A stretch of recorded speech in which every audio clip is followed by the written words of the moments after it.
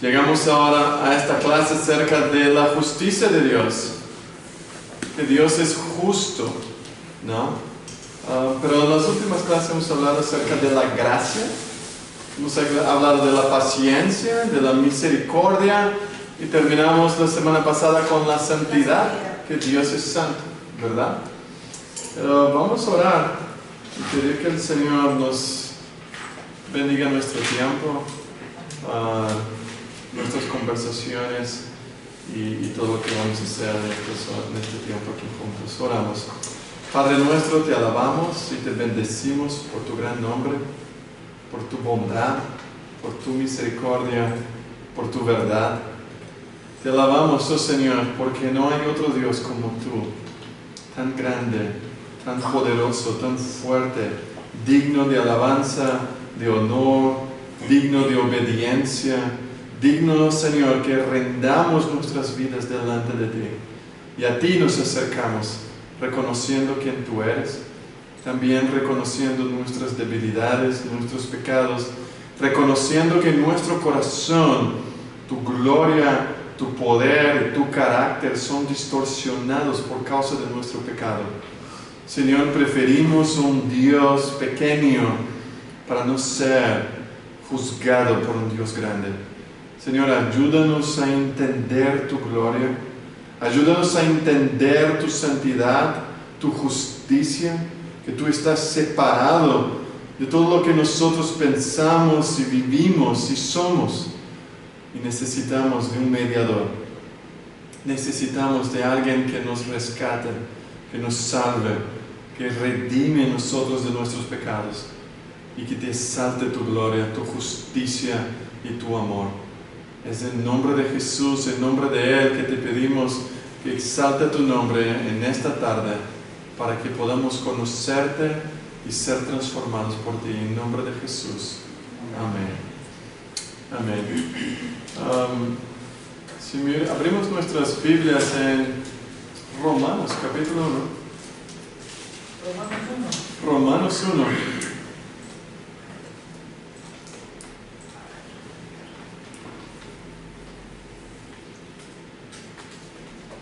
Romanos capítulo 1, el versículo 16 y 17, un texto famoso, ¿verdad? Ya sabemos sin mirar a las Escrituras. Un texto muy importante para todos nosotros. Dice el apóstol Pablo en esta carta a los romanos: porque no me avergüenzo del Evangelio, porque es poder de Dios para salvación a todo aquel que cree, al judío primeramente y también al griego. Porque en el Evangelio la justicia de Dios se revela por fe y para fe, como está escrito, mas el justo por la fe vivirá. Entonces, en el Evangelio, ¿qué es lo que se manifiesta en el Evangelio? ¿Qué es lo que revela el Evangelio? Según este texto. El poder de Dios. La justicia de Dios. La justicia.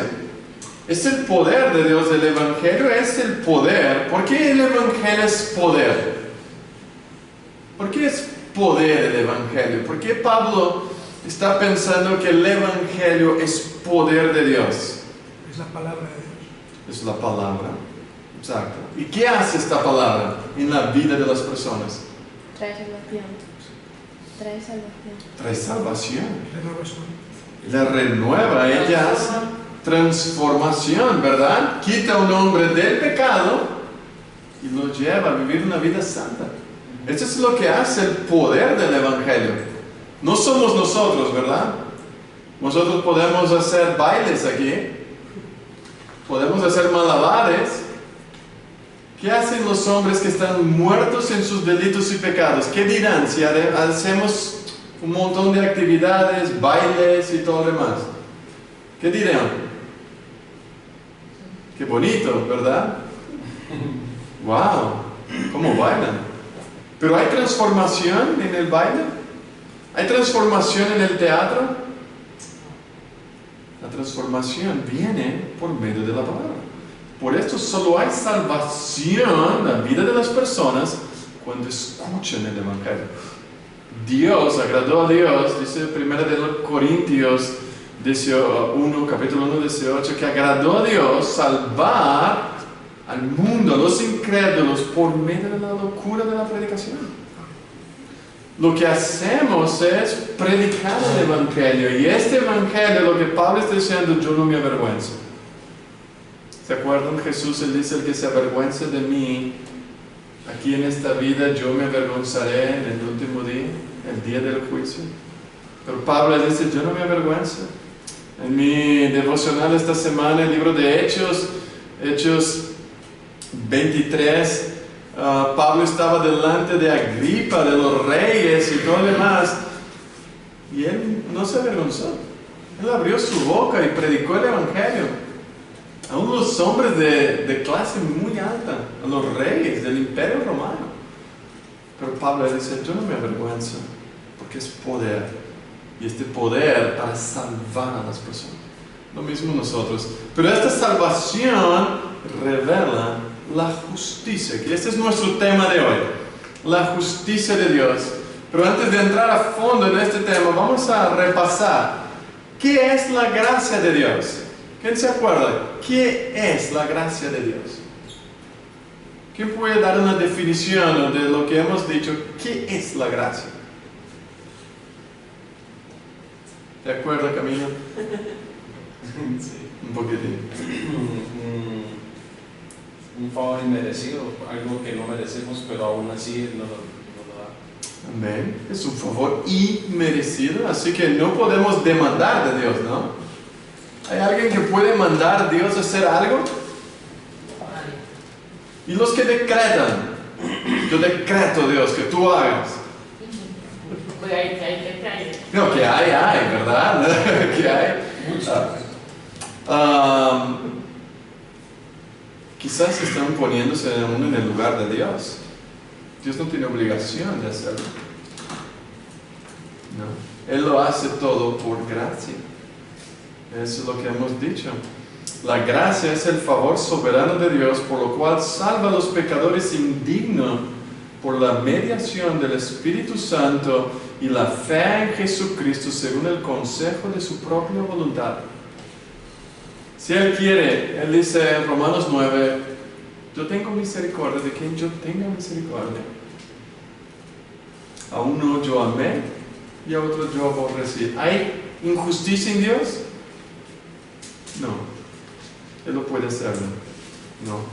Pero este es un Dios bueno, ¿verdad? Que derrama, Él desea derramar gracia en la vida de los creyentes, en la vida de los seres humanos, y siempre está derramando gracia. Miren ustedes, ¿dónde están? Rebeca en el colegio, Camilo en su trabajo, Michael también en la escuela. Es gracia de Dios que Él ponga un cristiano junto con otros incrédulos. Es una gracia. Él está demostrando su favor a estas personas. Mira, yo podría poner un hombre mal para trabajar con vosotros, pero he escogido poner mis hijos a trabajar. Y mis hijos les serán de luz en la vida de los incrédulos, ¿verdad? Jesús, Él dice, ustedes serán como ovejas siendo el matador. Y así lo que nos sentimos delante. Yo estoy trabajando ahora con un musulmán. Entonces, al preguntarme algunas cosas, yo empecé a hablar, bueno, esto es lo que creen. Tú no puedes negar al Dios que existe. No. Hay un Dios en el cielo. La gran pregunta es, en el último día, ¿tu Dios te salvará o a quién tendrá que clamar por salvación? ¿Qué ha hecho tu Dios para salvarte? No, solo me demanda. Bueno, pues el mío vino. Tomó la forma de un siervo, de hombre. Nació de una virgen. Caminó como un hombre común y corriente. Y murió en la cruz por mí. Ningún Dios falso ha hecho esto. ¿Ves? Mi Dios, Él no solo dice lo que tú tienes que hacer, Él lo ha hecho. Tu Dios solo demanda que tú hagas porque Él no puede hacer. Entonces ahora esperamos que el Evangelio transforme la vida de ellos, ¿no? Nosotros a veces dejamos la granada ahí y salimos. Sí. Y luego esperamos que explote algún día. Pero también me llama a vivir esta vida para la gloria de Dios, no es servirlo. Pero de la misma forma que Dios es lleno de gracia para con nosotros, tenemos que ser con las demás personas, ¿verdad? No amamos a los demás porque son buenos. Ese es el desafío para nosotros creyentes. No debemos amar a las otras personas porque nos hacen cosas buenas, ¿verdad? Si no, no estaríamos juntos con nadie. ¿Con quién viviríamos si esperaríamos que todos nos dieran sí, amén, sí Señor, no Señor, sí Señor? No, ni todos hacen esto. Pero derramamos gracia, porque hemos recibido gracia. Tú solo puedes dar lo que has recibido. Si no entendiste la gracia de Dios, lo que va a hacer es demandar que la gente te ame, sin que tú no le des nada. Pero el creyente, el cristiano, él derrama gracia, él derrama amor, sin esperar que le aman. A veces mi madre dice, ¿por qué tú trabajas con personas tan difíciles? Y digo, no. Entonces, ella dice, yo trabajo con enfermos, ella es enfermera, pero yo digo, mira mamá, a veces es bueno en el hospital, porque te dicen lo que tiene. Mira, tengo un dolor en el brazo, necesito la cirugía, tengo un dolor en la barriga. Pero trabajar con pecadores, como yo, es más difícil. Porque ni todos dicen, mira Igor, yo tengo este problema. No lo dicen. Sería más fácil usar la herramienta correcta y decir, vale, este necesita un clavo, ¿no? Este necesita 2 o 3 tornillos, pero no es así. Pero derramamos gracia en nuestro trabajo, en el colegio. Rebeca estudiando con varios santos en el colegio, solo en el apellido, ¿no? Pero personas que aman el mundo, aman las cosas de esta vida. ¿Cómo es vivir al lado de personas así? Es dar gracia. Es intentar iluminar la vida de ellos y decir, mira, yo creo que esto no es bueno. Esto es dulce y esto es salado, esto es correcto y esto está mal. Porque no entienden. Sus valores han cambiado, sus actitudes han cambiado. Entonces derramamos gracia. Para ellos damos gracia. Eso es lo que necesitamos pedir al Señor. Señor, dame tu gracia para que hoy yo pueda iluminar. Podemos ser luminares en medio de un mundo oscuro. Necesitamos. El creyente tiene este llamado. Por eso Dios es paciente. La paciencia de Dios es para que todos vengan al arrepentimiento. Mayor número de personas vengan al arrepentimiento y crean en Él. Es esta paciencia que Dios transmite, que se siente perfectamente apacible en sí mismo hacia los pecadores, a pesar de la continua desobediencia y de la indiferencia de ellos hacia sus advertencias. Dios es paciente. ¿Es paciente contigo o no?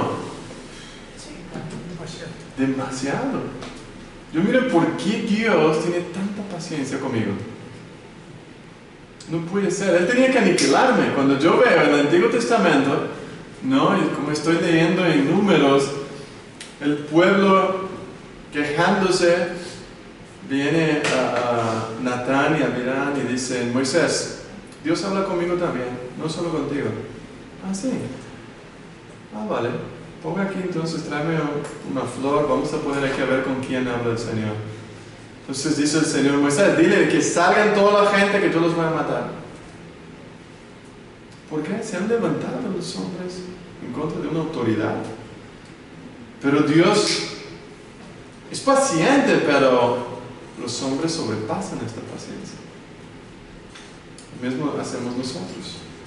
Nosotros abusamos de la paciencia de Dios cuando desobedecemos su voluntad, su palabra. Pero Él es apacible, Él sabe manejar su paciencia, Él no pierde los estribos, Él sabe contar hasta 10.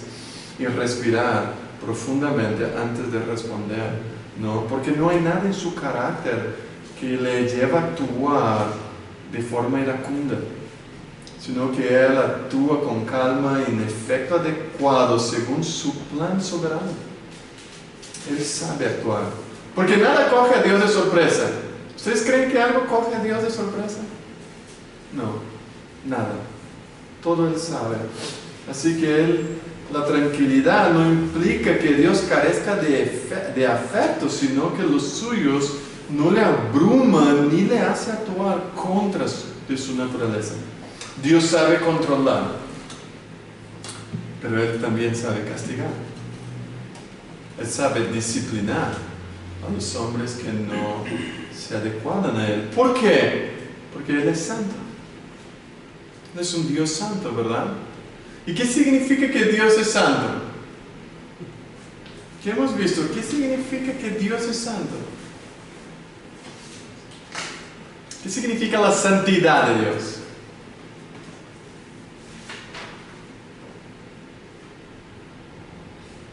Seguramente, yo sé que todos saben, pero no quieren decir esperando que otro diga. ¿Qué es la santidad? ¿Qué significa? Separado de toda corrupción. Separado de toda corrupción. Solo esta frase, ¿qué implica para nosotros esto? El hecho de que sea separado de toda corrupción. Claro, el simple hecho de poder pensar en eso es que tengo que alabarle por siempre. El simple, o sea, el hecho de pensar en su santidad como un todo, de que Él es trascendente, que está separado de todo lo que yo haga, me tiene que llevar a temerle por todo eso. Temerle. ¿Cómo podemos tener una relación con alguien, un ser trascendiente que trasciende la corrupción y que no tiene ninguna relación con el mal? ¿Cómo tú y yo podemos tener relación con alguien así? Dice el profeta Habacuc, tiene los ojos muy limpios para ver el mal. El mal no entra en su presencia. ¿Cómo podemos tener relación con un ser así? A través de Jesús. Solamente. Por eso los hombres que dicen, yo puedo ir a Dios. ¿Cómo? ¿Cómo vas? Si no tenemos un mediador, no podemos ir. No tenemos a alguien que está entre nosotros y el Padre, seremos consumidos. Los profetas decían, nadie ha visto a Dios o estuvo en su presencia y moriría. Un profeta que dice, he visto a Dios, mis ojos, y estoy vivo. ¿Cómo puede el hombre?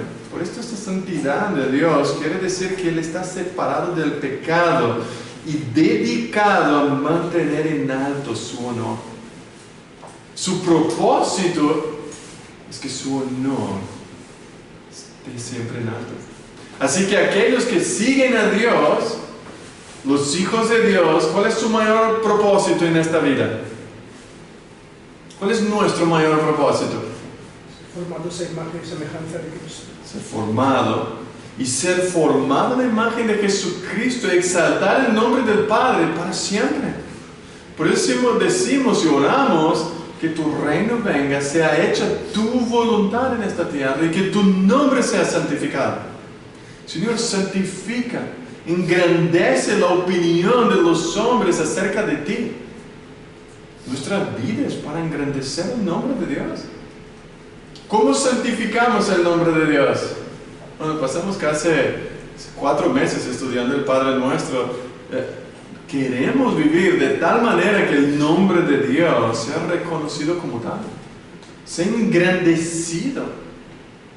Y esto es nuestro llamado. Por eso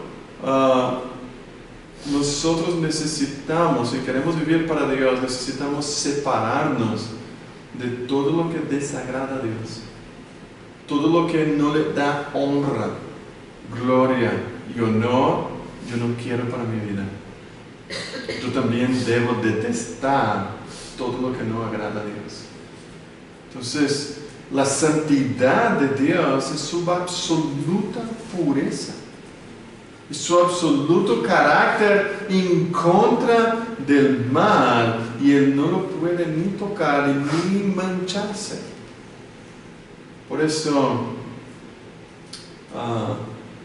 el profeta dice, muy limpio eres de ojos para ver el mal, ni puedes ver el agravio. Por eso resulta que aquellos a los que Dios llama para que sean su pueblo deben separar de las cosas impuras y estar completamente limpios de sus pecados. Tenemos que luchar por una vida de santidad. Y esto es lo que vemos, por ejemplo, en 1 Tesalonicenses, hemos visto esto. ¿Se acuerdan? 1 Tesalonicenses, capítulo 3, en el versículo 13, en el 12 y 13, y el Señor os haga crecer y abundar en amor unos para con otros y para con todos, como también lo hacemos nosotros para con vosotros, para que sean afirmados vuestros corazones, irreprensibles en santidad delante de Dios nuestro Padre, en la venida de nuestro Señor Jesucristo, con todos sus santos. ¿Para qué? Para que seamos irreprensibles en santidad. Ese es el llamado del creyente, ¿no? En el capítulo 4, versículo 7 de 1 Tesalonicenses, dice, pues no nos ha llamado Dios a inmundicia, sino a santificación. Nos ha llamado a ser santos, ¿no? Por eso Pablo, haciendo una visión en Efesios capítulo 5, él dice, a fin de presentarlos a sí mismo una iglesia gloriosa, que no tuviera mancha, ni arruga, ni cosa semejante, sino que fuera santa y sin mancha. Ese es el trabajo del Espíritu Santo en nuestra vida. Limpiarnos, purificarnos, quitar las arrugas. Las mujeres están preocupadas con las arrugas, pero el Espíritu Santo también, ¿no? Él está quitando las arrugas de nosotros para que seamos puros. Solo entrarán en el reino de los cielos los puros, los santos, aquellos que tuvieron sus ropas limpiadas en la sangre del Cordero. Por eso debemos vivir en integridad. Debemos vivir una vida íntegra delante del Señor. Pero hoy vamos a hablar de la justicia de Dios. Si Dios es santo, santo, santo, como hemos visto la semana pasada en Isaías 6, ¿cómo puede ser que la justicia de Dios en Romanos se manifieste, se revela? ¿Por qué Pablo está diciendo que en el Evangelio la justicia de Dios se revela? Déjame dar algunos textos y luego, Romanos será nuestro texto base, ¿no? Pero vamos a leer algunos textos. Hermana Laura, ¿puedes leer Deuteronomio 18:25? Y Camilo, Salmo 97:2.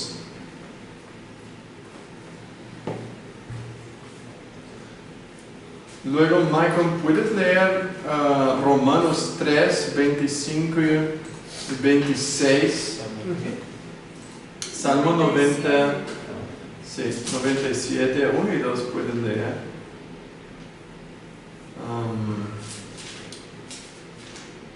José, ¿puedes leer Deuteronomio 32:4? Rebeca, ¿puedes leer Romanos 5:17? Y Lilian, ¿puedes leer 2 de Corintios 5:21? Y vamos a ver un poco acerca de esta justicia, la justicia de Dios. Deuteronomio 18:25. Pastor, aquí me aparece en 25, estás al 22. ¿Solo está Deuteronomio 18? Sí. ¿Será posible? Deuteronomio 18.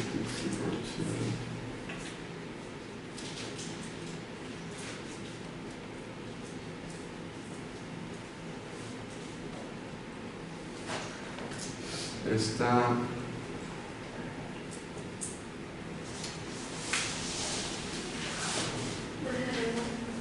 Creo que es el 20. No. Génesis 18. Vale.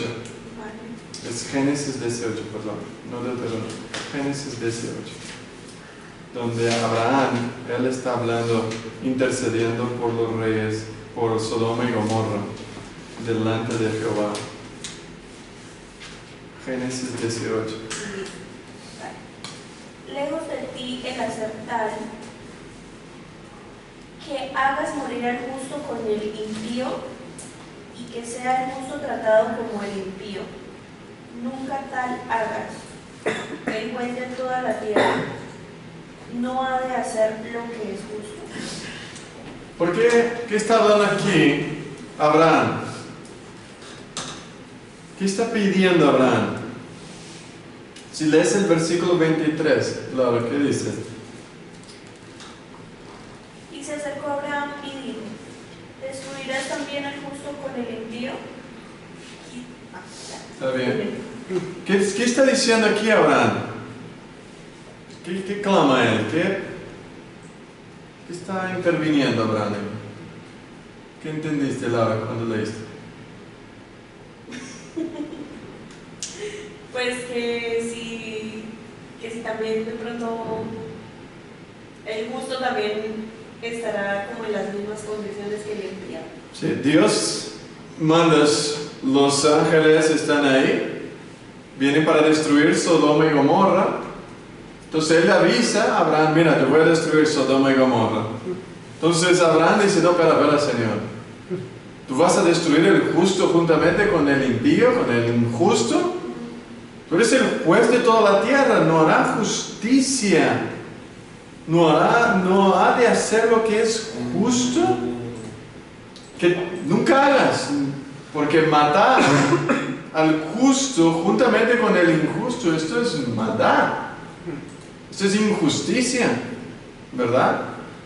Entonces, pero Dios dice: bueno, si hay en Sodoma y Gomorra 50 justos, no mataré, no destruiré. Era lo justo. Si hay tantos, entonces Abraham dice: bueno, quizás no haya 50, ¿no? Entonces llega hasta la cuenta que, bueno, si hay 5.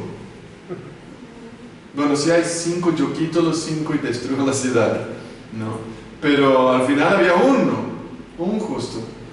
Solamente Lot. Pero ¿qué es lo que está Abraham? ¿Qué es lo que él conoce del Señor? Su justicia, ¿verdad? ¿Dios hace alguna cosa injusta? ¿Qué entendemos por injusto? Algo inmerecido. Algo inmerecido. Inmerecido, injusto. Pasado, no se lo merecía. No se lo merecía. ¿Qué más? ¿Qué es algo injusto? ¿Tú has dicho alguna vez: esto es injusto? Yo muchas veces. Muchas veces, ¿verdad? Diariamente casi. Porque vivimos en un mundo de injusticia. ¿Cuál es la balanza? ¿Qué es justo para el mundo? Lo que quiere. Lo que él quiere, ¿no? Él pone en la balanza. Ellos dicen lo que es bueno y que está mal. No hay justicia en el sentido. Ahora, el contrario. ¿Qué es justicia? Justicia viene de Dios, ¿no? Justicia viene de Dios, sí. Pero ¿qué es? Porque nosotros decimos: tenemos que hacer justicia. Vale, y tú preguntas: ¿qué es? No sé, qué bonita la palabra. Aplicar la verdad. Aplicar la verdad. Aplicar la verdad, exacto. Cuando Dios nos hace justo, ¿qué quiere decir? Hemos sido justificados. La justificación. ¿Qué significa esto? Para el griego, el judío, el hebraico es un idioma muy concreto, ¿no? Entonces, injusto es algo torcido, es algo que no es derecho, no está recto. Justo es algo que es derecho, está derecho, esto está justo, está bien. Entonces, todo lo que nosotros vemos, lo que es desviado, es torcido de la verdad, es injusto. Justicia tiene que ver con verdad, con lo que es bueno y no con lo que es malo. Injusticia tiene que ver todo lo que es malo, todo lo que no es correcto, todo lo que está desencajado, está fuera de sí, ¿no? Cuando tú miras algo, está justo en la mira, está justo, ahora estoy bien, está en el blanco, bien, ¿no? Pero cuando no está. Entonces, Abraham está diciendo, lo que conozco de Dios es que Él jamás hará algo torcido, algo que va en contra de la verdad. ¿Cómo tú y yo podemos vivir una vida justa?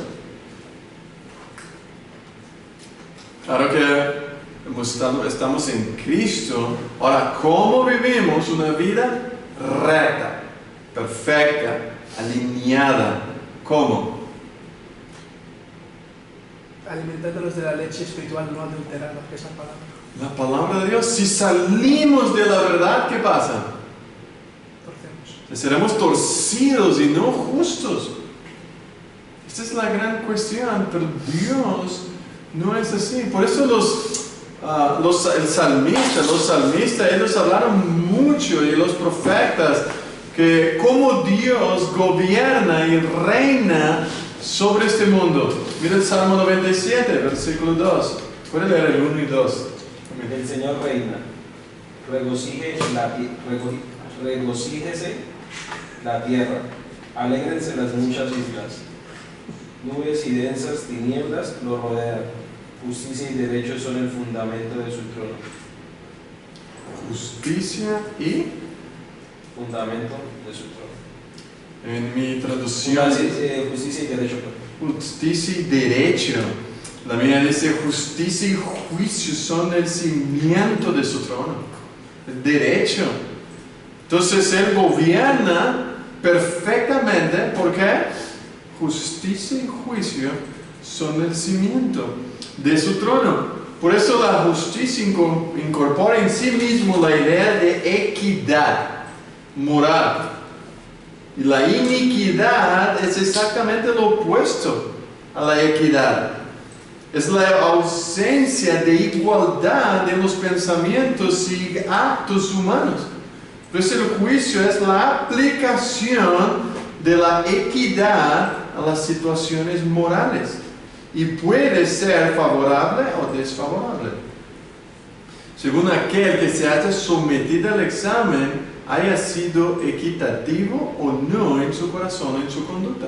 Entonces la justicia de Dios o el juicio es esta aplicación de la equidad a todas las situaciones. Dios será íntegro, Dios será leal a su ley moral. Y Él aplicará su justicia de acuerdo a su verdad, a su ley.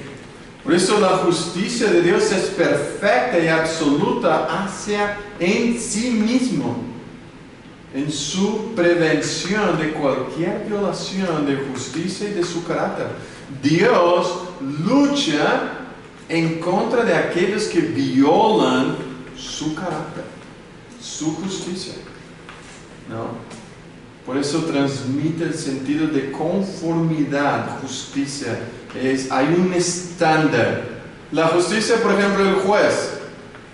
Cuando el juez juzga a un criminal, ¿juzga de acuerdo a qué?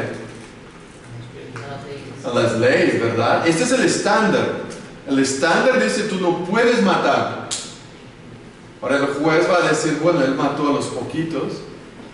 Él mató porque quiso, intencionalmente, ¿no? Entonces ahí habrá leyes, pero la ley, el estándar es la ley.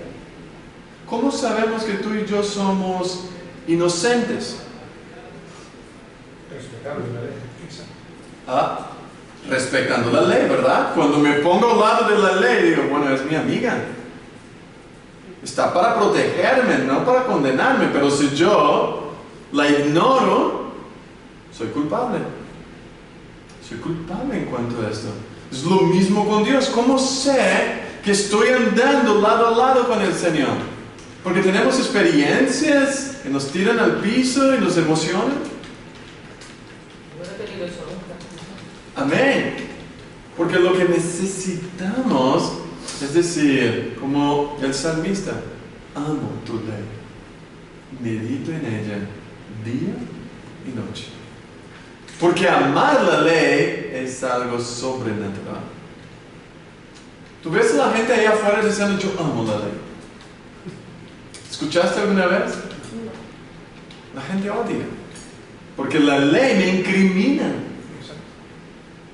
Yo estaba andando otro día con uno y él dice, ¿dónde vamos? ¿Hay policía?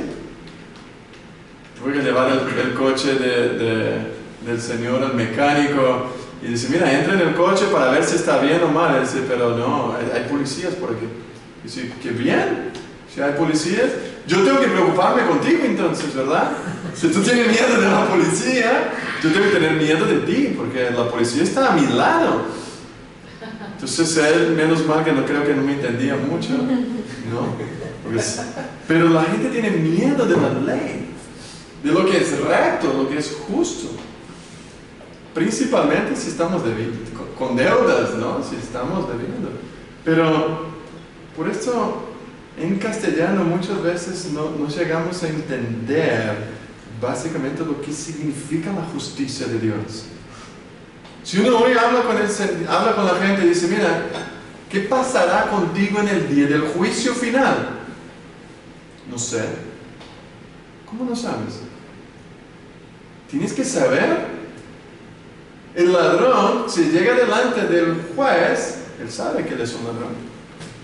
Y él sabe que lo justo es que el juez le diga culpable, sentenciado. 5, 10, 20 años de cárcel. Entonces, si no fuera por Jesucristo y delante de Dios, todos culpables. Todos. Por eso la gente disminuye la justicia de Dios. No, Dios me acepta como soy. Dios me ama tal como soy. ¿Quién dice? Ninguna parte de la Biblia te dice esto. Tal como nosotros somos, estaríamos condenados, toditos. Pero cada uno en su propia justicia lo ve así. Claro, ¿qué es más fácil hacer? ¿Que yo acepte el estándar de Dios o que yo disminuya el estándar de Dios y diga, mira Señor, si quieres a mí en tu reino, cambia la opinión? No, tienes que cambiar. Claro, entonces tienes que tú cambiar. No, Dios no es hombre. Por eso hay un montón de religiones. Un montón de iglesias, disminuimos a Dios, disminuimos su santidad, disminuimos su justicia, aumentamos su bondad, su amor, su paciencia, tolerancia, todo lo que es beneficio para mí, pero todo lo que me afecta, su ley, no, ya vivimos el tiempo de la gracia, nada de ley. Bueno, ¿quién dice? La ley es el corazón de Dios. No vivimos más en el sentido de que tengo que obedecer la ley para salvarme. La ley nunca fue puesta para salvación. Si hoy tú y yo cumpliéramos la ley, vamos a decir que aquí nosotros 7 cumpliéramos la ley perfectamente, ¿podríamos entrar en el reino de Dios? ¿Qué faltaría?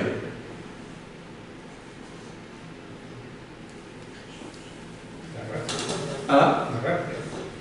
Falta la gracia, faltaría Jesús, la fe. Sería por obras, ¿verdad? Faltaría el hecho de poder ver el pecado que hay en mí desde el principio. ¿Ah? ¿Te acuerdas? ¿Qué habías dicho? Por obras no, era un sarcasmo, ¿no? Claro, no sería por obras el hecho de que si nosotros nos salváramos guardando la ley, aunque fuera perfecto. Jesús dice al joven rico, ¿qué hago para ser salvo? Bueno, tú sabes la ley, ¿no? No matarás. Y Jesús cita las 6 leyes del último tabla. Y el joven dice, esto desde mi juventud. Imagínate a los discípulos, wow, aquí un hombre perfecto. Entonces Jesús dice, bueno, no te falta nada, entonces vende todo lo que tienes, da a los pobres y sígueme. Y el hombre se va triste. Y ves que los discípulos le preguntan, pero Señor, si él no puede entrar, entonces ¿quién? Nadie. Es imposible. Para el hombre es imposible. Entonces, la justicia de Dios, hermanos, quiere decir que Dios siempre actúa de acuerdo con lo que es recto y Él mismo es la norma final de lo que es recto, justo, santo y bueno. Él es la regla. Fuera de Él es creación nuestra. Entonces, delante del juicio, el juez hará justicia. Y si Dios, a veces el Señor haga justicia, la justicia de Dios sería matarnos. No lo hace porque Cristo está entre Él y nosotros. Como Moisés estaba entre el pueblo de Israel y Dios. Moisés tenía que ir y decir, espera, Señor. Él intercedía por el pueblo. No, espera. Por favor, Señor, ¿qué dirán la gente de tu fama? ¿No pudiste poner a esta gente allí? Ah, vale. Lo voy a castigar solo los que no me querían. Piensa con Natán y Abirán, la tierra abre y lo traga a ellos. Y la tierra se cierra como si nada hubiera pasado. A veces la tierra hace esto, ¿no? Come a algunas personas y tú dices, wow, ¿se lo tragó? ¿Sí? La tierra misma está cansada de tanta injusticia, de tanta maldad nuestra. Aún la naturaleza dice, no aguanta. No puede ser, nosotros obedecemos, Señor. El sol no se mueve, la luna no se mueve, las estrellas no se mueven porque están obedeciendo a Dios, pero los seres humanos se han apartado de ti. ¿Ves? Pero por esto el término justicia describe su carácter y sus acciones concuerdan y van a guardar concordancia con su carácter. Él es el juez de toda la tierra. Por esto Pablo, si queremos aprender de la justicia de Dios, él escribe una carta entera de Romanos hablando de la justicia. De esta justicia de Dios. ¿Qué dice Michael? Romanos 3, 25 y 26. Amén. A quien Dios exhibió públicamente como propiciación por su sangre a través de la fe, como demostración de su justicia, porque en su tolerancia Dios pasó por alto los pecados cometidos anteriormente, para demostrar en este tiempo su justicia, a fin de que Él sea justo y sea el que justifica al que tiene fe en Jesús. Wow, un montón de justicia ahí, ¿no? ¿Qué quiere decir este texto? Mike, ¿cómo lo ves? Claro, el Cristo fue exhibido públicamente para que nosotros creyésemos en Él, porque fue Él el que, digamos así, murió por todos nuestros pecados. Él fue el sacrificio máximo para todos nuestros pecados. Entonces, Él alcanzó la justicia para nosotros. Nosotros somos justificados porque Él fue justo antes que nosotros, porque en Él no hubo pecado. Él permaneció santo durante todo el tiempo que durante la tierra. Entonces nosotros somos justificados por medio de lo que Él hizo por nosotros en todo el tiempo y hasta el último día en la cruz. El último día en la cruz. Entonces, ¿dónde vemos de forma suprema la justicia de Dios? ¿Dónde vemos? ¿Dónde Dios realmente hizo justicia? Realmente. Sí, su Hijo. Es su Hijo. Su ira cayó toda sobre su Hijo. En aquella cruz es el momento donde Dios muestra al mundo, soy justo. Soy justo. Y esto es lo que Pablo está diciendo aquí, ¿no? En el 25 él dice a quien Dios puso como propiciación por medio de la fe en su sangre para manifestar su justicia. En aquella cruz Dios levanta el cordero para derramar su sangre para que demostrar al mundo que Él es el justo y el que justifica todo aquel que tiene fe en Cristo Jesús. Por eso Pablo en Romanos él quiere defender el carácter y el comportamiento justo de Dios. Aunque Dios en un determinado tiempo pasó por alto el tiempo de ignorancia, ¿no? Ahora en Cristo Jesús, dice en el versículo 25, en la parte C o D del versículo, dice, a causa de haber pasado por alto en su paciencia los pecados pasados. Entonces hubo un tiempo que Dios no los castigó, o principalmente hablando de los judíos, Dios no les castigó de inmediato. ¿Por qué? Porque iría a castigarlos en la cruz. ¿Por qué Dios no castigó a Abraham?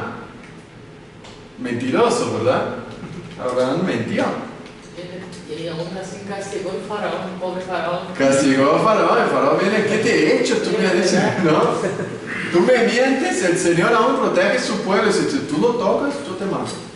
No. Pero Dios ha derramado gracia a un hombre que no merecía. De su descendencia vendría el Mesías. Su descendencia viene el Mesías. ¿Por qué Dios no mató, por ejemplo, a David? Dios pasó por alto. En un sentido, Él levanta la alfombra y lo empuja para debajo por un tiempo. Pero luego Él saca la alfombra y todo aquel polvo, todos aquellos pecados, lo junta y lo pone todo en la espalda de Cristo. Piensa que Cristo estaba llevando en aquella cruz los pecados de su pueblo, del Antiguo Testamento y del Nuevo Testamento. Madre mía, pobre Cristo. Pobre, él fue el hombre, por eso él era el único capaz. Es como un hermano dice, ¿no? Si tú eres un hombre que levanta pesas, ¿verdad? Y tú pones las anillas, pones 50 kilos en cada lado, y tú tienes que agacharte y levantar, agacharte y levantar. Ahora tú pones más 50, y pones más 50. Nosotros no podríamos, pero Cristo fue puesto todos los pecados de la humanidad encima de Él. Y Él continuó subiendo y bajando. Él es el único que tiene toda la fuerza que podría hacerlo. ¿Pero para qué? Para manifestar la justicia de Dios. Ahora, ¿qué dice?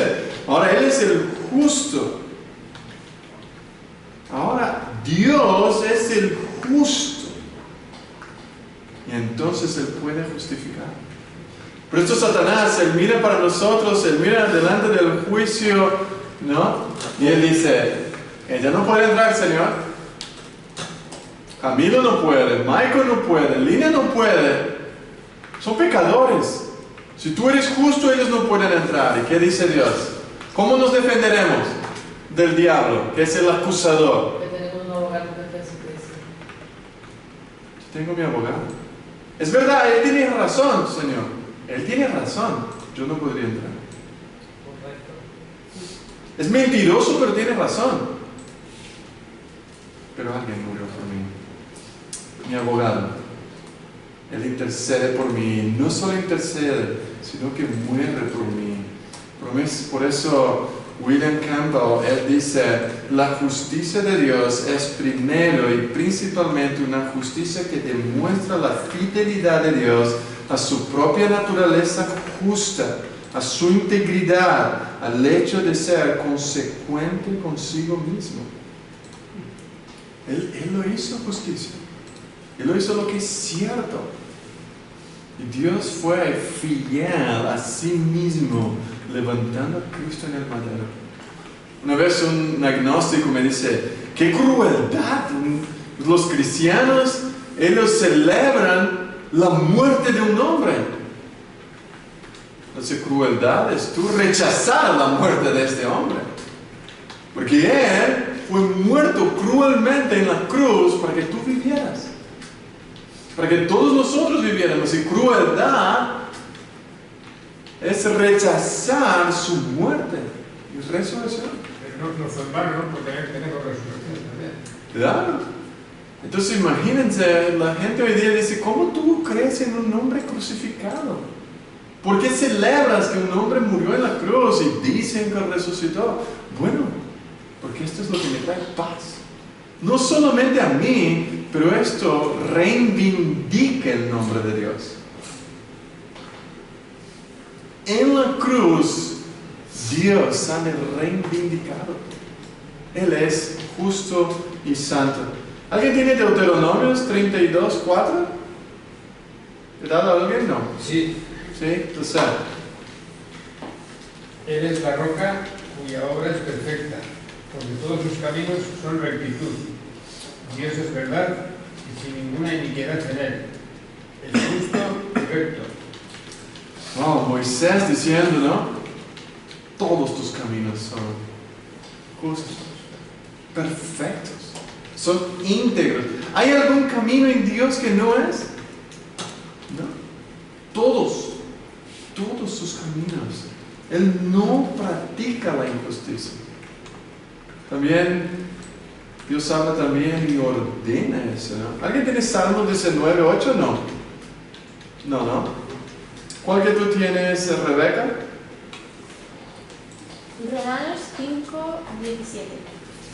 Vale, yo lo leo, Salmo 19, en el versículo 8, el salmista dice, los mandamientos de Jehová son rectos, que alegran el corazón, el precepto de Jehová es puro, que alumbra los ojos.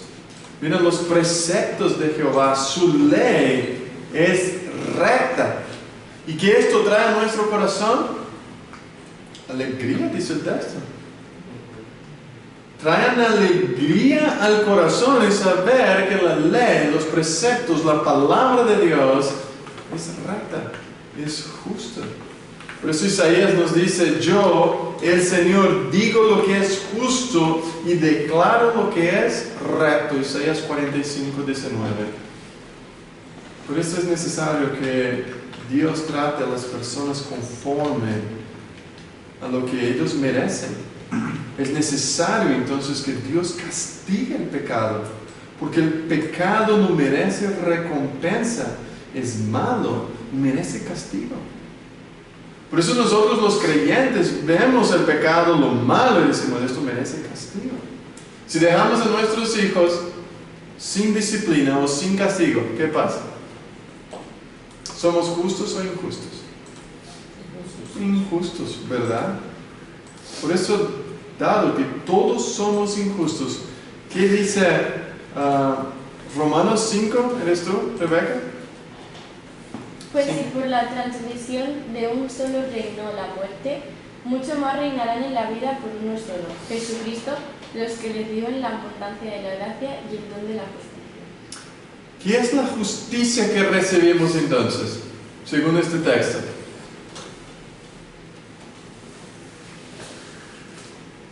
Es gracia, ¿no? Es un don. Sí. Nadie merecía la justicia, Dios lo da por pura gracia. Es un don gratuito. No merecíamos, más bien merecemos lo opuesto. Merecemos su ira, ¿no? Merecíamos la condenación. Por eso, cuando vemos 2 de Corintios 5:21, ¿tiene Lili? Wow, ese es la punta del iceberg. Al que no conoció pecado, hizo pecado por nosotros, para que nosotros fuésemos hechos justicia de Dios en él. ¡Qué regalo! El que no conoció pecado. El cordero que estaba allí era limpio. Mira, dice que Jesús, esta palabra conoció, es la palabra que habla de intimidad, ¿no? Adán conoció a Eva y tuvieron hijos. Jesús, él nunca conoció el pecado. No tuvo ningún efecto hacia el pecado. Él siempre pudo rechazar el pecado con todas sus fuerzas. Y fue levantado como el hombre más pecador de la historia de la humanidad. A la vez, el hombre más puro, más santo que jamás existió, al mismo tiempo siendo el hombre más pecador, más horrible de toda la humanidad. Porque en sí recibió la condenación ¿Para qué? Para hacernos justos. Para hacer a ti y a mí personas diferentes. Justos delante de Dios. Y esta es la doctrina de la justificación, es lo que cambió la iglesia reformada, la doctrina de la justificación. Lutero, él dice, no podemos pagar, no podemos hacer nada para ganar nuestra salvación, porque yo merecía estar en aquella cruz. Yo merecía ser crucificado. Y Cristo me lo dio por pura gracia. Por eso vamos a ver algunos textos que hablan de la categoría, una categoría de la justicia. La Biblia describe dos tipos de justicia. Una justicia rectoral, es la rectitud de Dios como gobernador, legislador y juez moral del mundo. Eso va a pasar. Laura, Deuteronomios 4, 8. Voy a ponerte Salmo. Camila, es más fácil. Salmo 9, 4. Segunda de Samuel, José, Ramón, segunda de Samuel 23, 3.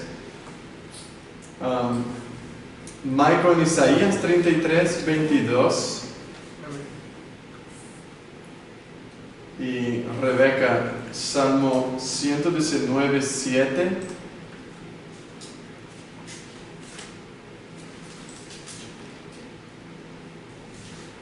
Sí. Y Lilian, Santiago, capítulo 4, versículo 12. 12. Laura. ¿Y qué nación grande hay que tenga estatutos y juicios justos como es toda esta? ¿Y qué nación grande hay que tenga estatutos y juicios justos como es toda esta ley que yo pongo hoy delante de vosotros? ¿Qué nación que había una ley tan perfecta y tan buena como esta? ¿Qué nación tenía leyes como la que Dios dio a Moisés? ¿Había alguna nación, o otro pueblo, o otro país que tenía? No. Esta ley era perfecta, era buena. Salmo 9, 4. Salmo 9, 4. Porque tú has mantenido mi derecho y mi causa. Te sientas en el trono buscando con justicia. Wow. Ha mantenido el derecho, ¿no? Porque él se sienta en el trono, es el legislador, es el juez. Segundo Samuel 3, 23, 3, José Ramón. 23, 3. El Dios de Israel ha dicho, me habló la roca de Israel, habrá un justo que gobierne entre los hombres, que gobierne en el temor de Dios. ¿Habrá? No. ¿Quién es este justo que gobierna? Dios mismo, ¿verdad? Es Dios mismo. ¿Me has dicho 23, 32? 33, 22, perdón. 22. 33. Porque no tenía, ¿no? El 23. No, pero usted estaba diciendo no puede ser. Vale, 33, 22. Vale.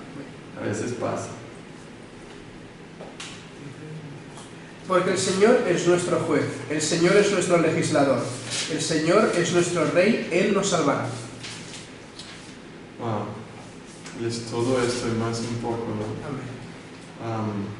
El Salmo 119, mira lo que dice en el versículo 7. Dice el salmista, te alabaré con rectitud de corazón cuando aprendiere tus justos juicios. En el versículo 62 él dice, a medianoche me levanto para alabarte por tus justos juicios. En el 75, conozco, oh Jehová, que tus juicios son justos y conforme a tu fidelidad me afligiste. En el versículo 106 el salmista dice, juré y ratifiqué que guardaré tus justos juicios. Amén. Ese es el Dios en el cual estamos delante. Lucas también, en el capítulo 1, versículo 6, Lucas está diciendo, ¿no? Ambos eran justos delante de Dios y andaban irreprensibles en todos los mandamientos y ordenanzas. Esto está hablando que hubo en los días de Herodes, rey de Judea, un sacerdote llamado Zacarías de la casa de Abías, su mujer de las hijas de Aarón, y se llamaba Elizabeth. Y ambos eran justos delante de Dios y andaban irreprensibles. Wow. En todos los mandamientos y ordenanzas del Señor. Wow. Qué tremendo, ¿no? Santiago 4:12. ¿Sí? Uno es el dador de la ley, que puede salvar a cualquiera. ¿Quién eres tú que juzgas a otro? ¿Quién es el dador de la ley? ¿Quién puede juzgar? Dios. Si nosotros juzgamos en la forma de condenación, nos ponemos en el lugar de Dios. Nos hacemos Dios. Y esto ya es un pecado. El segundo tipo de la que la Biblia describe la justicia es la justicia distributiva. Dios tiene, que es el concepto de Dios, de su rectitud en la ejecución de la ley, en la distribución de la recompensa y castigo. Vamos a ver algunos textos. La Primera de Reyes 8:32. Camilo, ya que estaba en Salmos 7:11. José Ramón, Segunda de Crónicas 6:23. Michael, ya que estás en Isaías 3 del 10 y 11. Y Rebeca, 2 Timoteo 4:8 y Lilian, 1 de Pedro 1:17. 1 de Pedro 1:17, 2 Timoteo 4:8, Isaías 3:10, 11. ¿Qué dice 1 de Reyes 8:32? Tú oirás desde el cielo y actuarás, y juzgarás a tu siervo, como al impío, y haciendo recaer su proceder sobre su cabeza, y justificando al justo para darle conforme a su justicia. ¿Qué hace Dios ahí entonces, Laura? Condena al impío y al justo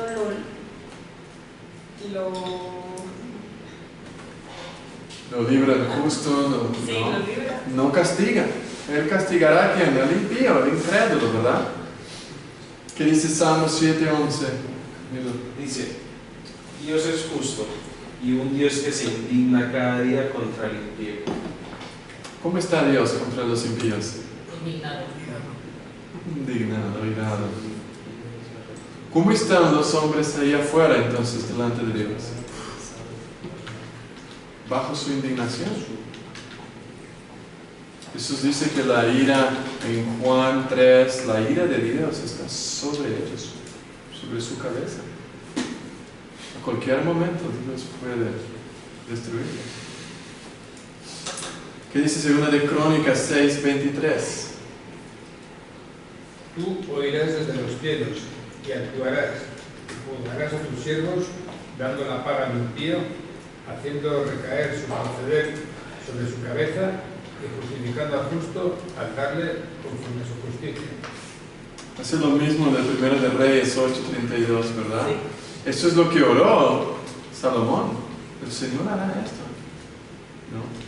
Isaías 3:10-11. Amén. Decid a los justos que les irá bien, porque el fruto de sus obras comerán. Ay del impío, le irá mal, porque lo que él merece se le hará. Fuerte, ¿verdad? ¿Más claro que esto? Madre mía. ¿No hará justicia el Señor de toda la tierra? Sí, lo hará. Lo va a recompensar. 2 Timoteo 4:8. Por lo demás, me está guardada la corona de justicia, la cual me dará el Señor, juez justo, en aquel día, y y no solo a mí, sino también a los que aman su venida. ¿Qué nos espera? ¿Qué es lo que espera el cristiano? La corona. Una corona de justicia. ¿Somos dignos de una corona de justicia? ¿Qué haremos cuando recibamos la corona? Recibirla. ¿Ah? Algunos saldrán corriendo con su corona, ¿no? Oye, que corremos como becerros de la manada, ¿no? Claro, saltando así. Pero dice en Apocalipsis que los hombres están tirando sus coronas a los pies de Jesús. No soy digno. Si yo llegué, es por causa de él. Entonces, pero aún Dios nos está queriendo recompensar. Él recompensa, pero nosotros decimos, pero no he hecho nada, Señor. Bueno, pero soy generoso. Les quiero dar. ¿Se acuerdan de José? Cuando él llama a sus hermanos, él se demuestra a sus hermanos, y él era el gobernador de Egipto, y él hace un banquete para sus hermanos, y el hermano más joven, él le da mucha comida.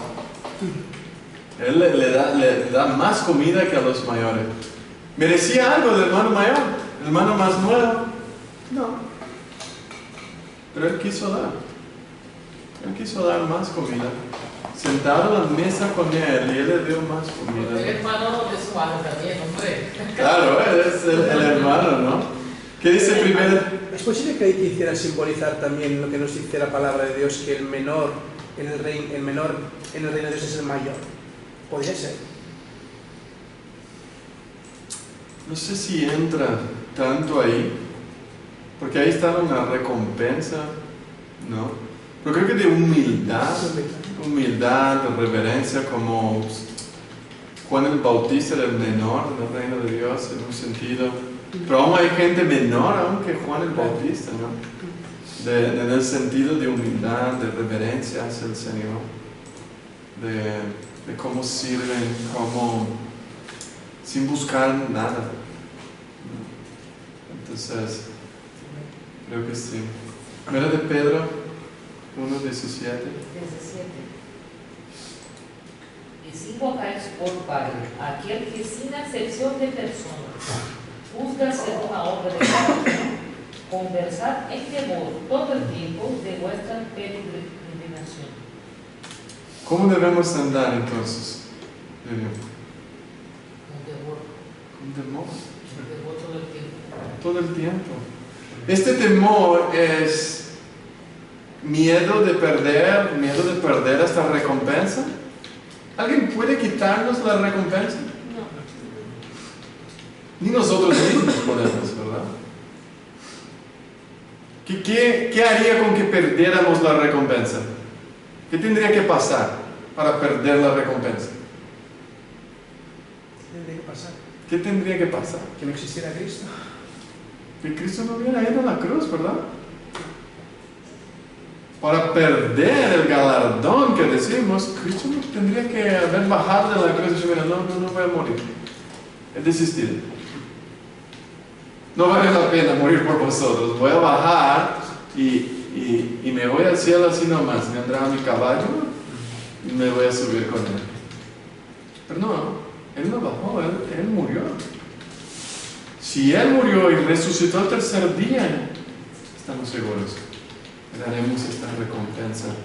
Por eso, esta justicia que Dios manifestó, tanto su santidad, su justicia en la salvación, es una obra en nuestras vidas que debemos vivir diferentes. Porque había un problema en nosotros, el problema del mal. El mal en nuestras vidas. Somos personas que no merecemos la justicia de Dios. Si nosotros vamos al libro de Jueces o hasta cuando llegamos en Samuel, cada uno hacía lo que le parecía bien, lo que le agradaba a sí mismo, ¿no? Y llegamos a Samuel y vemos el pueblo pidiendo a Dios un rey para que le gobernara por la justicia y el temor. Pero los hombres no estaban temiendo al Señor. No quería a Dios como juez y no a los hombres. Este es un gran problema, pero Dios administra su justicia con lealtad, con pureza, ¿no? Pero nosotros, en nuestro caso, merecemos la ira, el castigo y la punición de Dios. Mira lo que dice Job 40, el versículo 2 hasta el 9. Voy a pasar varios de Job, ya que todos podemos saber. Laura, Job 40, versículo 2 hasta el versículo 9. Camilo, Job 38, 12. José, Job 38, 34 al 35. Michael, Job 39, 19. Rebeca, Job 39, 26.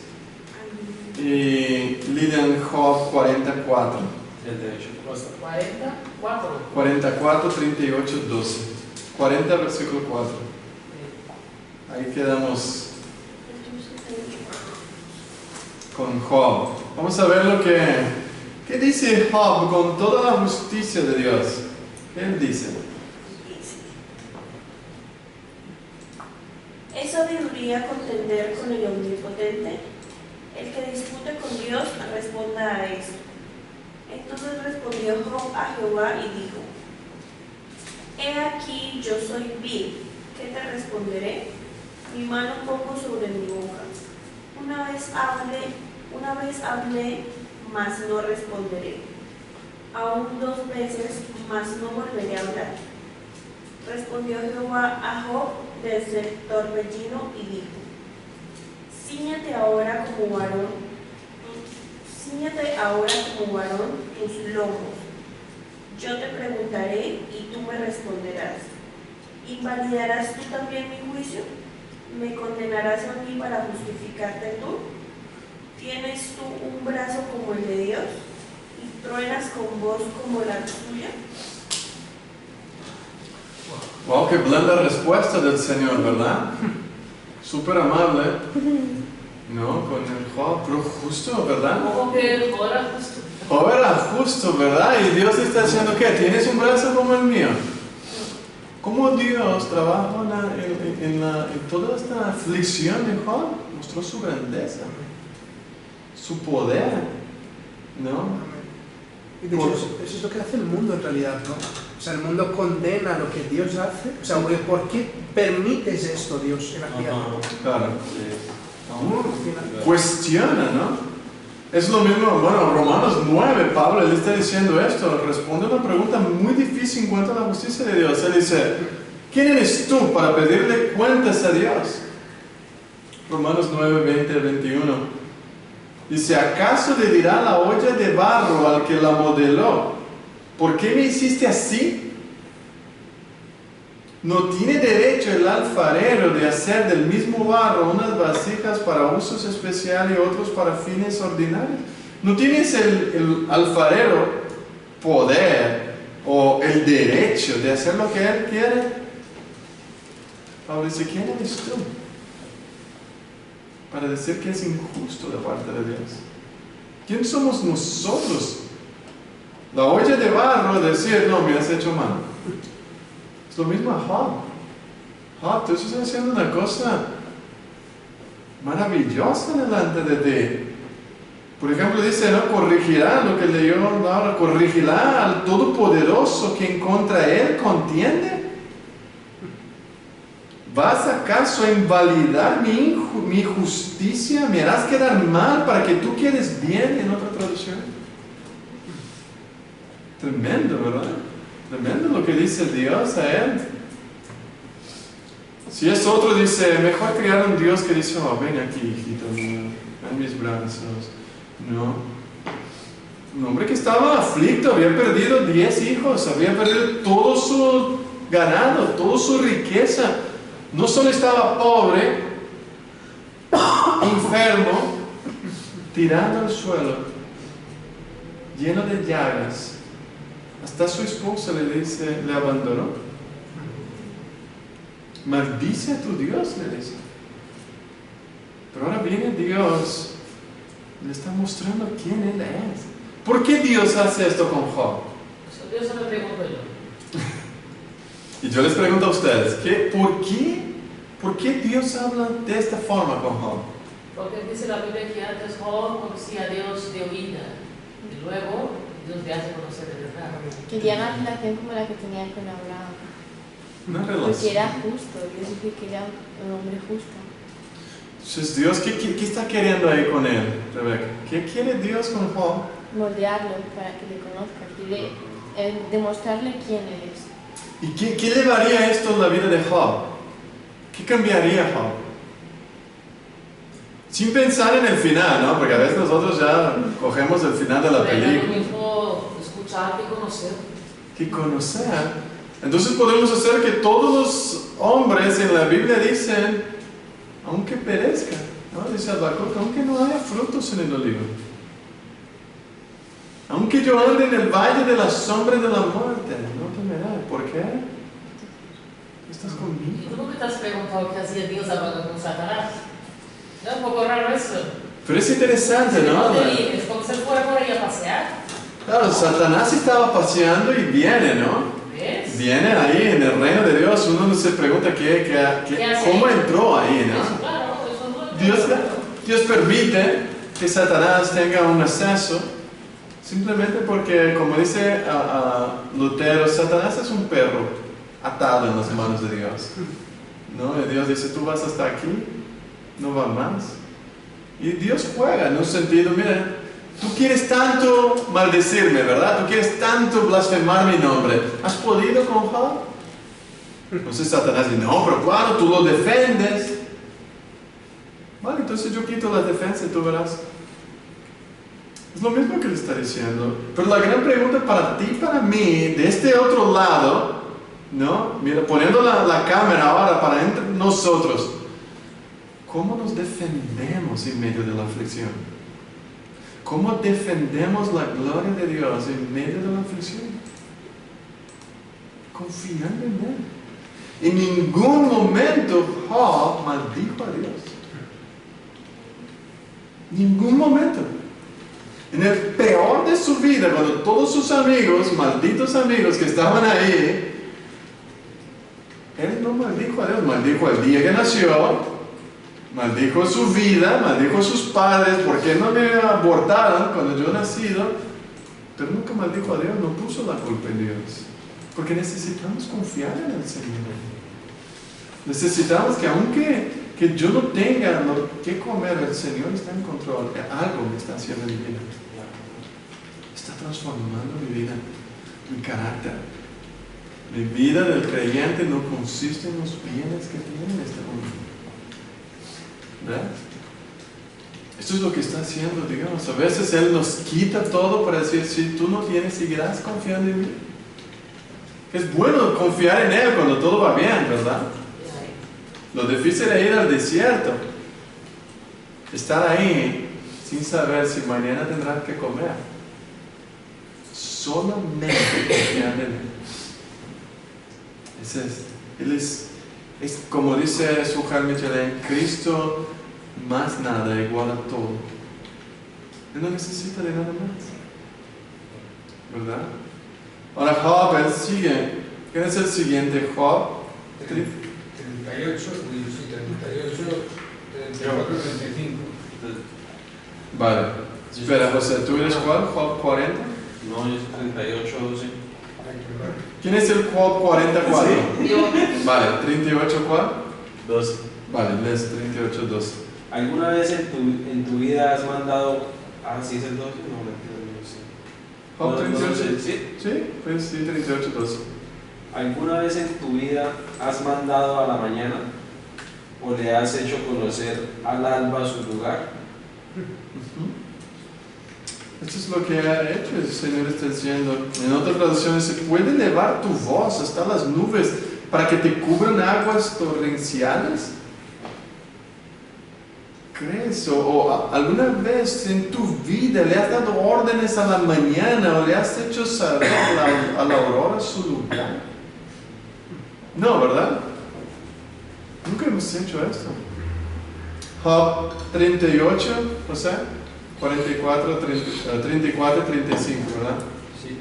Alzarás tú a las nubes tu voz para que te cubra muchedumbre de aguas. Enviarás tú los relámpagos para que ellos vayan y te dirán ellos, helos aquí. Wow. Qué fuerte el Señor está diciendo, ¿no? Job 39, 19. Amén. ¿Diste tú al caballo la fuerza? ¿Vestiste tú su cuello de crines ondulantes? Job 39, 26.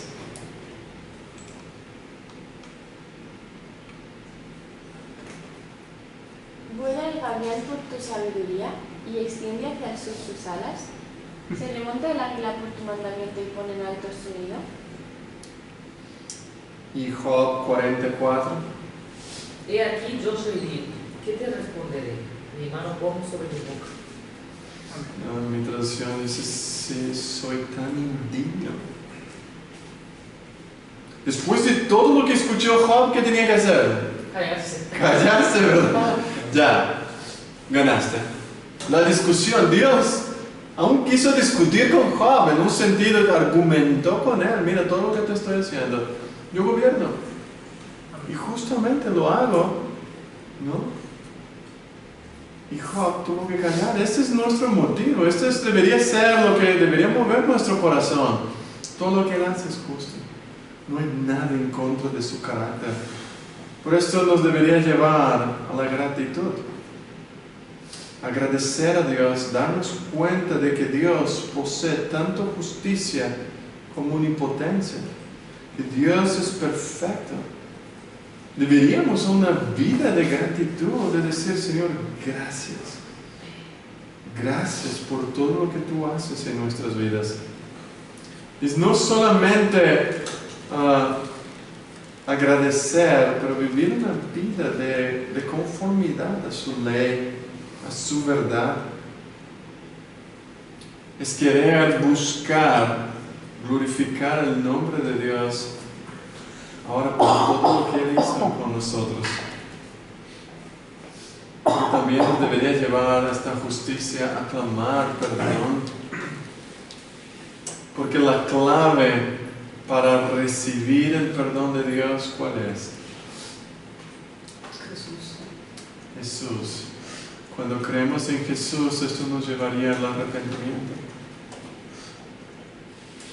Porque nosotros somos los injustos.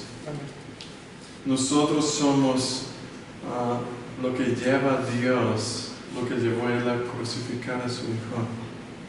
Porque la paga del pecado, ¿cuál es el salario del pecado? La muerte. La muerte, esto es lo que merecemos. Nosotros merecíamos recibir condenación, pero hemos recibido justicia, hemos recibido misericordia. Y este es el mensaje del Evangelio. Cuando hablamos a las demás personas, mira, el mensaje del Evangelio es el siguiente. Hoy yo hablaba a un joven romano y él dice, mira, he ido a varias iglesias cuando era pequeño, pero dime, ¿qué es lo que tú crees? Y bueno, este es el mensaje del Evangelio, que tú y yo merecíamos la condenación, que tú y yo estamos condenados en nuestros delitos y pecados, pero en su misericordia y en su justicia agradó a Dios a derramar su ira santa en Cristo Jesús. Y todo aquel que se protege, que clama a Cristo, que se refugia bajo las alas de Cristo, tiene perdón. Que reconocen su pecaminosidad y dicen, yo necesito de un Salvador. Yo necesito de alguien que me rescate y que me salve. Esto es el Evangelio, el poder del Evangelio en nuestras vidas. Que nosotros estamos condenados. Pero si te lanzas a los brazos de Cristo hoy y le pide perdón, Él es fiel y justo para perdonar. Dice, si nosotros confesamos nuestros pecados, Él es fiel y justo para perdonarnos y limpiarnos de toda la maldad. Así que al estudiar un poco acerca de la justicia de Dios, ¿qué nos llevamos? ¿Cuál debe ser entonces nuestra respuesta a la justicia de Dios? A este carácter. ¿Cómo debemos responder? ¿Cómo tú y yo debemos responder a esta justicia?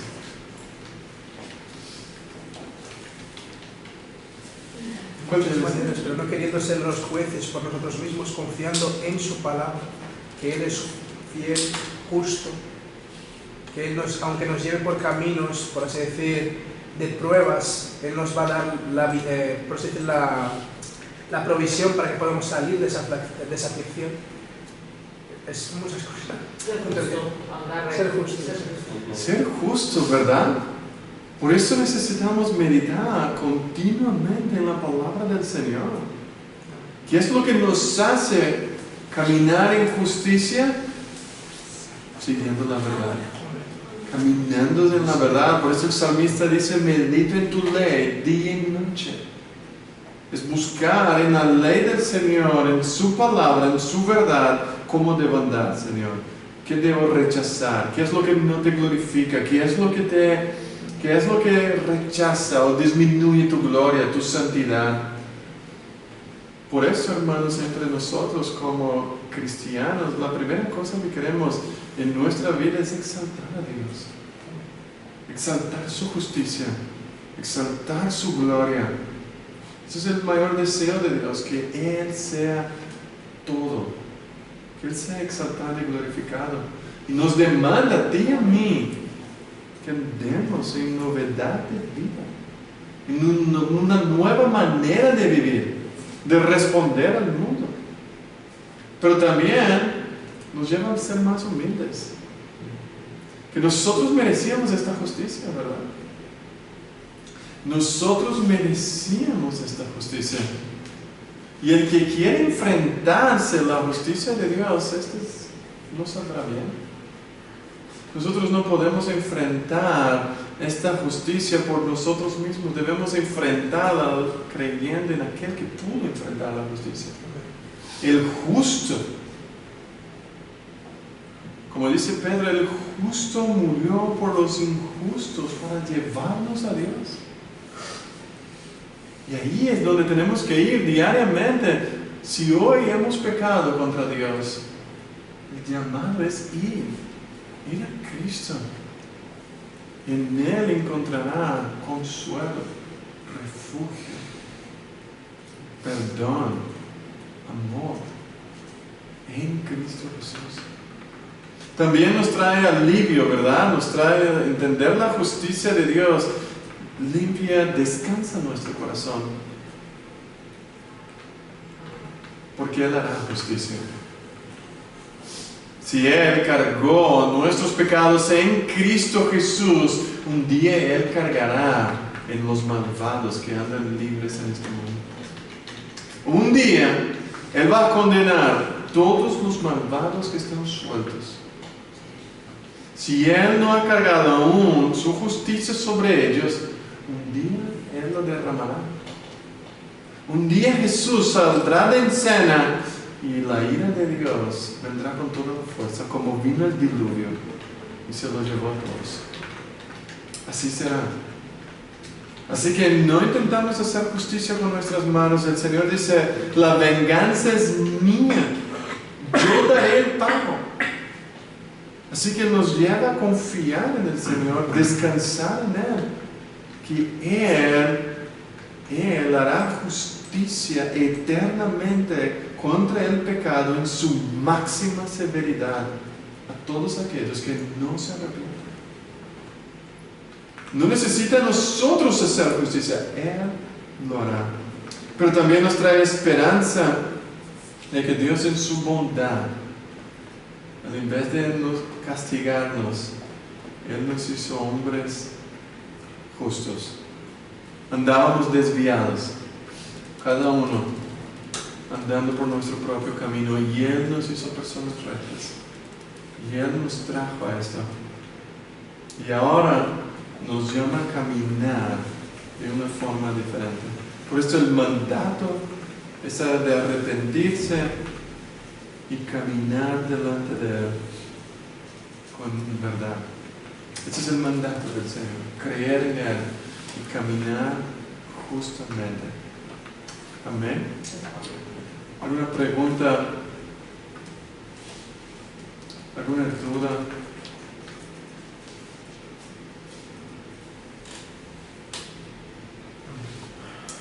Reconocer esta justicia, hermanos, es reconocer que nosotros necesitamos más de la justicia de Dios, y es en Cristo.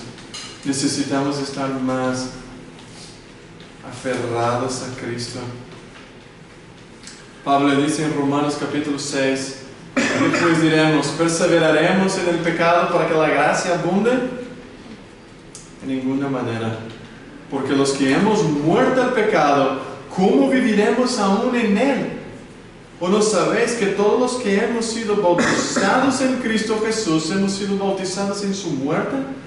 Porque somos sepultados juntamente con él para muerte por el bautismo, a fin de que como Cristo resucitó de los muertos por la gloria del Padre, así también nosotros andemos en novedad de vida, en vida nueva. Esta es la forma que debemos hacer. Esa es la forma que debemos andar, de una forma diferente.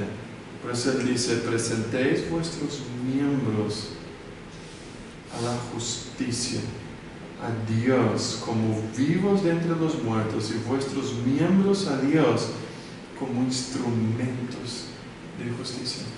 Ahora nuestro cuerpo, nuestra vida debe ser un instrumento de justicia.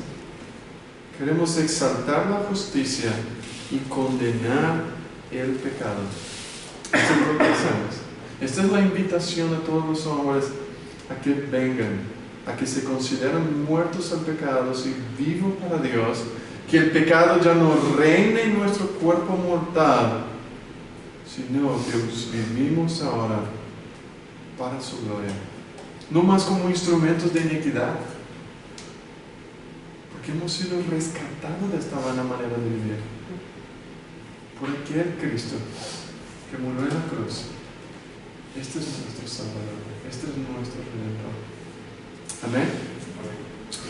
Preguntas, pensamientos, dudas, cuestiones.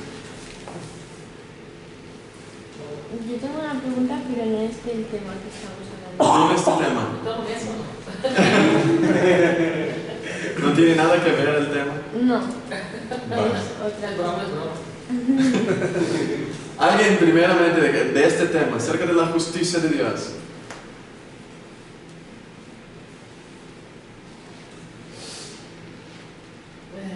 ¿No? José, bien claro.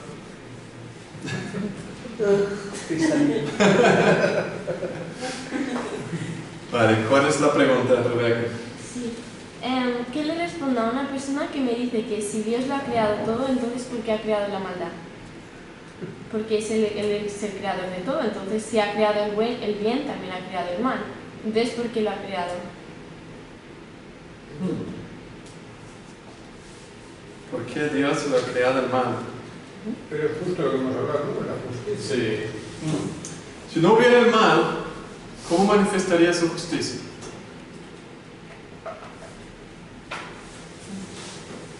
¿Cómo haría Dios para manifestar su justicia si no hubiera mal? Claro, todos siguen mal de flores.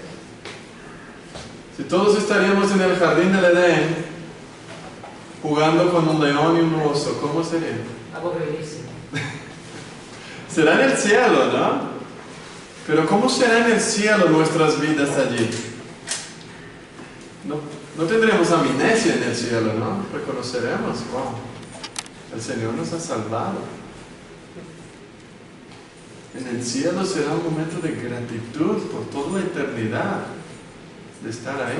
Pero el cielo será su reino, dentro de su reino,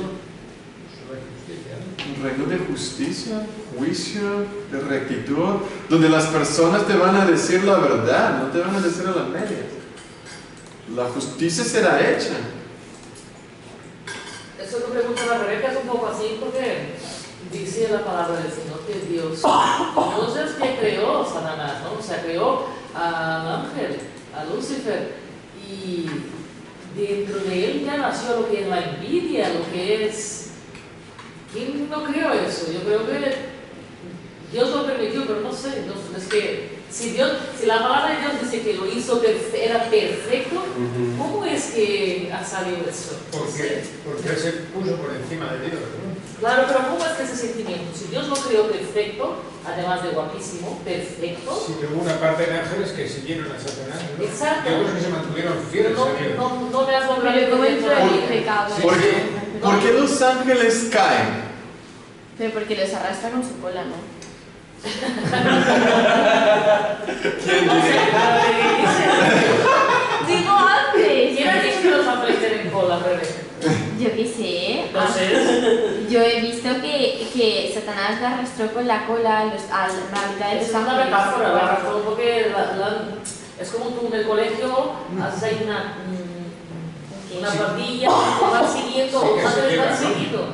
Claro, se lo lleva, pero la pregunta es, ¿por qué un tercio de los ángeles cae y la otra tercera parte no? Porque Sí, pero- pierden la visión de Dios, ¿dónde están? ¿Quién pierde? Es los ángeles que se dejan llevar. Pero, ¿cómo caen? No, pero es que los ángeles no son como los humanos, dice la Biblia, no son. Claro. No tienen los mismos sentimientos de nosotros, no tienen esta... Quizás nosotros tenemos más actitudes para elegir y eso tienen los ángeles. ¿Cómo es que Satanás salió fallado? No lo entiendo si Dios lo hizo perfecto. Entonces la pregunta es exacto, ¿cómo caen? ¿Cómo tú y yo podemos permanecer firmes en la fe y no caer? Solo si permanecemos en la palabra. ¿Y cómo permanecemos? ¿Cómo podemos permanecer? Por la misericordia de Dios, porque Por si su no- gracia. Cuando Dios hace así, mira, yo quito mi gracia, ¡pum! Comenzó en el cielo.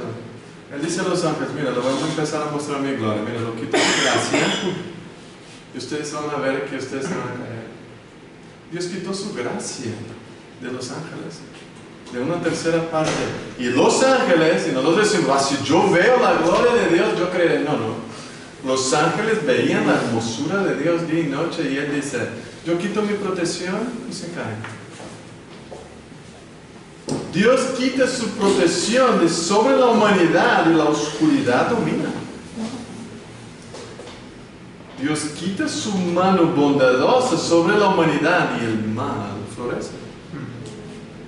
¿Ves? No necesita Él crear, basta Él salir de escena y el mal lo toma contra. Entonces Él dio libre albedrío. Él simplemente dejó, Él quitó su mano protectora del cielo, su gracia. Es lo que hace con nosotros. Los ángeles no creo que tengan liga de Dios. Yo creo que los ángeles no lo tienen. Si Dios quita su gracia de sobre nuestro corazón y Él permite tú y yo andarnos libres en nuestra libertad, ¿qué haríamos tú y yo? Pecarte. Pecar. Como dice el propio Job, el hombre en su libertad toma o bebe el pecado como agua. Si Dios no pone barreras en nuestras vidas, es una carretera libre para pecar. Y no es que el mal está en que Dios hizo mal, sino que Él simplemente para mostrar que sin Él el hombre es malo. Sin su gloria protectora, del comienzo de la creación al fin, todos dependen de Él. Hasta una planta depende de Él. Hasta una hoja de un árbol. Como otro día leyendo la historia de la conversión de Stronghold, él estaba debajo de un árbol y le dieron un libro para leer, él era ateo y él leyó este libro y dice, hasta las hojas, ninguna hoja cae de un árbol si no fuera el permiso de Dios. Y él dice, wow, qué maravilloso este Dios.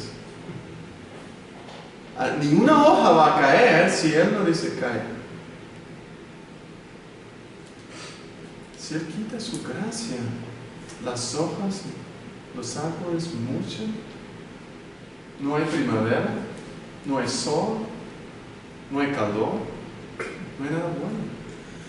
Por eso dice Jesús, separado de mí, no lo podéis hacer. El hombre fuera de Cristo es una máquina de pecar. Pero Dios permite esto y permitió desde el cielo para decir, bueno, yo quiero mostrar quién yo soy.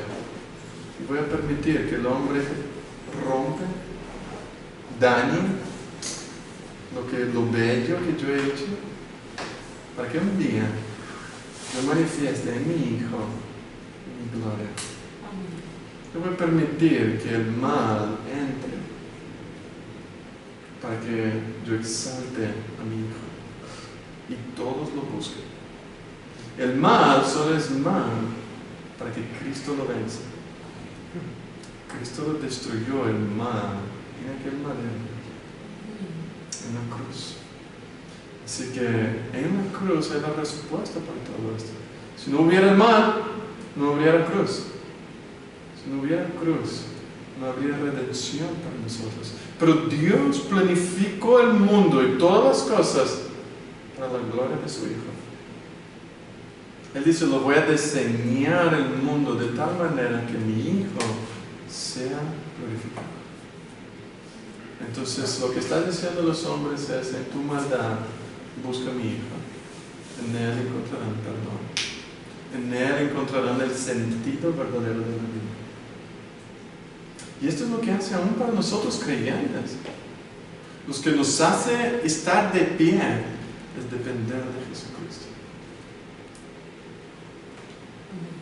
Lo que nos hace hoy amar a Dios, temerlo, a su gracia.